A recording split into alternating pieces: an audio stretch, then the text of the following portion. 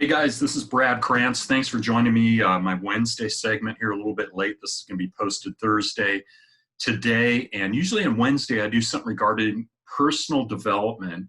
And this topic came up and I wanted to jump on because I think it's really important. I don't think it's something that we hear a lot about or gets discussed, but I'm titling this Living Without Regrets. And the basis of this article is from an article by Travis Bradberry back about a year and a half ago called 5 Decisions You Will Regret Forever. So let me do a quick screen share here, and this is going to be the topic here.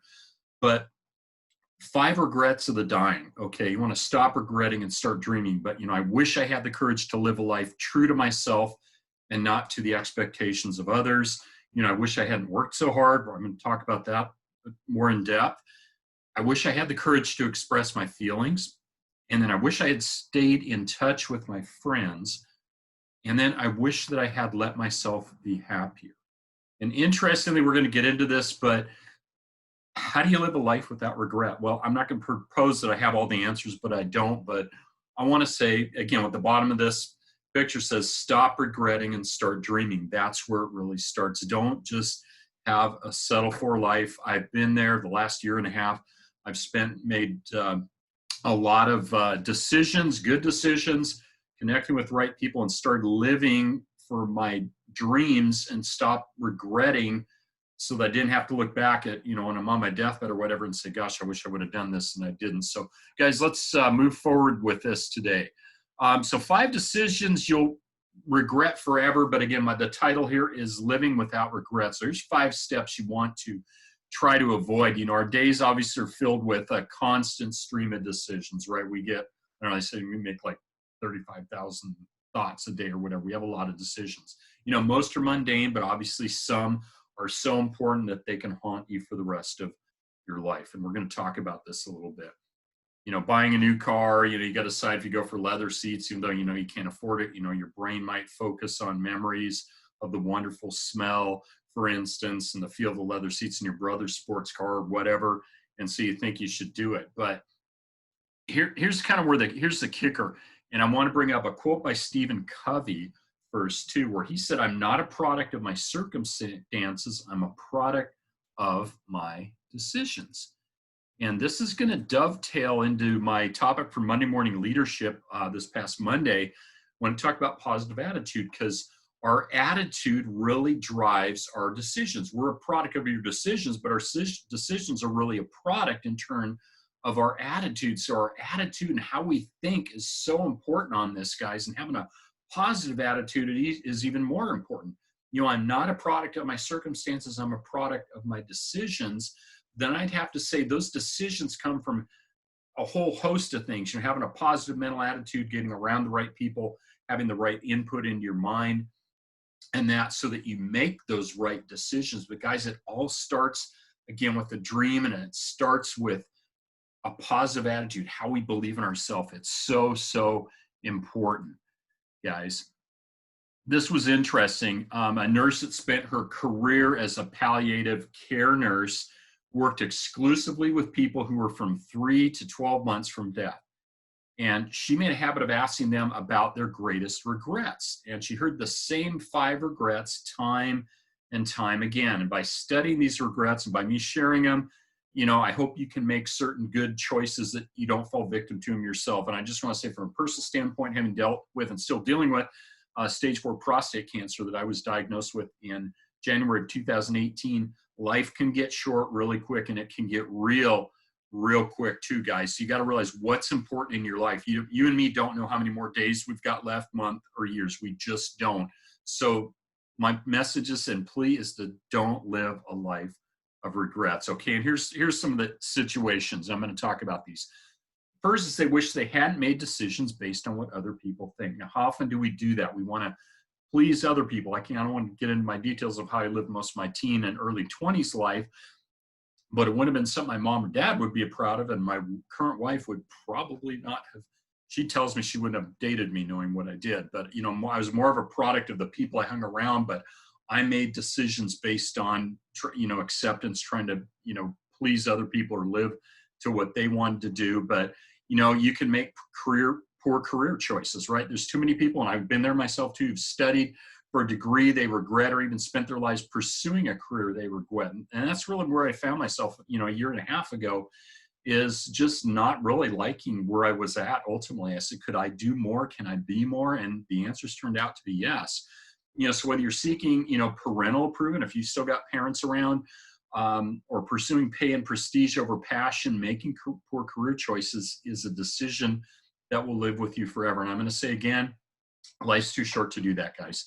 And then you've got, failed to uphold your morals. And that's kind of where I was at in my late teens, early 20s, kind of more of a result of losing my mom at 18. I think I covered that and masked that by drugs and alcohol, and that I'm not going to get into that a lot. But your morals start to deteriorate, and you get caught up in maybe also what your boss thinks of you, or how much money you think your spouse needs for you to be happy, or how bad you'll look if you fail, and the high risk of violating your own morals, doing things that don't make sense, that aren't right, because you're trying to please somebody or uphold a standard that's real impossible. And I'll give a real kudos here and shout out to my late sister, who was working for a law firm in downtown Seattle. She was getting paid pretty good money as a paralegal. I mean, more than most paralegals make, but she came to the decision where she hated going to work. And the icebreaker there's one day when her boss, one of the principals, asked her to lie to the courts on some documents, and they had a disbarred attorney working for him, a whole host of issues that were red flags, but she needed the job at the time. But when he asked her to lie to the court, she said, no, I won't do that. And I give her kudos for standing up and leaving it and going to take a better work environment job at quite a bit less money to do that, guys. But that's the kind of situation we can find ourselves in if we're chasing after the almighty dollars, and we don't want to make poor career choices. Life's too short. And we don't want to fail to uphold our morals, because that goes into our character and who we are. And if you lose your character and your credibility, guys, you're going to be in a world of hurt for a long time. That's hard to make that up. So the best advice, Bradberry says, is to falling prey to the opinions of others, is to realize that others people's opinions are just that. They're opinions, right? Regardless of how great or terrible they think you are. And we're all worried about what people think for ourselves. I think, I've heard, and you've heard it said, people are thinking more about themselves than you, but we have this false assumption that people are thinking about us. Your true self-worth comes from within you. And then secondly, they wish they hadn't worked so hard. Now, this is interesting for a number of reasons. Again, these are people that this nurse interviewed from 3 to 12 months to live. Nobody on their deathbed, right, or nobody with 3 to 12 months to live is going to say, gosh, I wish I was at the office now. Wish I could go out more sales call, more business trips, whatever. Make just a little bit more money, guys. You're not thinking about that. When you're faced with life and death situations, which we're all going to be at one point, what's important? Are we working too hard? And I want to say in America, I think we work harder than anybody in the world.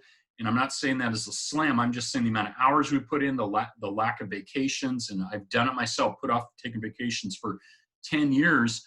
And we think we're going to impact the world. We're going to learn, we're going to grow and feel accomplished. But it becomes a problem when you do so at the expense of the people closest to you. You lack spending time with family, right? With friends and all that, where you come to realize, the value of the company over money. The key is to find a balance between doing what you love, and hopefully you can do that, and being with the people that you love, okay? Otherwise, you're going to look back one day and hope it's not on your deathbed and say, gosh, I was focused on the wrong thing, or my ladder was leaned up against the wrong building. Don't live a life of regrets. And, thirdly, they wish they'd express their feelings. This is a little bit different one, and not one that I'm super versed in, but we're taught as children, that emotions are dangerous. We're taught to control our emotions. They've got to be bottled up, and that usually works at first, but boxing up your feelings causes them to grow until they erupt. The best thing you can do is put your feelings directly on the table. And I know it's painful to initiate, but it forces you to be honest and transparent. And I'm doing a series of videos with the previous company on one of my business partners right now, where I'm sharing my story because I needed to share it. I'm expressing my feelings about it in a professional manner. If you feel you don't work enough money, schedule a meeting with your boss, whoever, and tell them why you think you're worth more. Sometimes you're not going to get anywhere with that. I'm going to recommend flushing the boss and pursuing the entrepreneurial realm, but that's up to you. Okay. If you do nothing and you let your feelings fester, this will hinder your performance, prevent you from reaching your goal. And that's why, a year and a half ago, when I stepped away from my job, it was one of the single best decisions I've made, because I realized I was being squashed and boxed and put into a corner, not necessarily on purpose or maliciously, but I couldn't be who Brad Krantz wanted to be. And now I have an opportunity to do that. I have an opportunity to remake myself, to jump into social media, understand how to build an online business and associate with some awesome people that I would have never really done or been able to take advantage of to the extent if I'd stayed in my job. But my feelings were, I realized at the point when I heard some stuff going on with the company and at meeting that, hey, this is it, I'm turning in my notice because, and that was it. I left it at that. There was a lot of things I would like to say it said, but I kept it professional. Guys, fourthly, they wish they'd stayed in touch with their friends. You know, I know I look back, you know, I really don't have very few friends, if any, from high school. You know, we kind of move through friends. Sometimes we move away from, you know, people that don't, you know, they don't relate to us any longer. We've moved on or they've moved on. Different careers, you know, they don't support our dreams or goals. There's a whole host of reasons, but you want to keep your friends close to you, right? Most people realize this far too late. You know, we've distanced our friends and all that. We don't have any meaningful relationships because we're so busy pursuing the almighty dollar. We all experience pain, but how we react to our pain is completely under our control, and it's in our ability to experience joy, right? But it's learning to laugh and smile and be happy, especially when stressed, is a challenge at times, but it's one that's worth every ounce of effort. And that's where I found myself again in my previous job. I wasn't happy any longer, and I was under a lot of stress, a lot of things going on with the company that I didn't like. I didn't like the direction they were going. I didn't like the lack of leadership, and I wasn't happy in my job. It was a decent job. It paid okay, but I wasn't happy. And so I'm happy now that I left that. Now I'm back. Now I'm in the entrepreneurial realm, right? Entrepreneurs work for free. Just throw that in there. But you guys, I hope this has helped. You know, these are things, again, I'm just going to sum them up.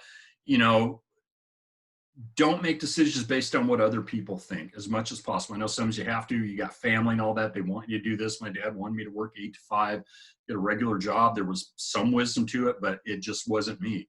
You know, and they wish they hadn't worked so hard. Remember that, guys. Are you going to be on your deathbed? You're not going to be wishing you worked harder, stayed at the office later, or made X amount of dollars more. And they wish they'd express their feelings, guys. It's okay to express our feelings. If you can find somebody you can confide in. I know sometimes in the job and business world, that's tricky. You're kind of on a political, playing politics and straddling the fence, because if you're too honest, they won't like you. If you're not, then you have to suck it up and take what's given to you. But stay in touch with your friends too. Friends, you may not have a ton of friends, but some good close friends that you can confide in is a good thing. And then they also wish they'd let themselves be happy, guys. I just want to say, again, life is too short, and I'm almost 60 years old, to not be happy doing what you're doing. So if you need some help or direction on this, please reach out. I'll leave, I appreciate, if you want to subscribe to my channel, you get some value out of this message, please do. I'll leave my links from social media so you can reach out, connect with me. I'd love to talk to you more about these. If you have questions, you want to get some perspective or input, I would love to help you out, guys. And my bottom line on this, again, is don't live a life of regrets. Life is too short. So live life to its fullest and put those regrets aside, guys. Thanks for joining me today. Have an awesome day. Bye-bye.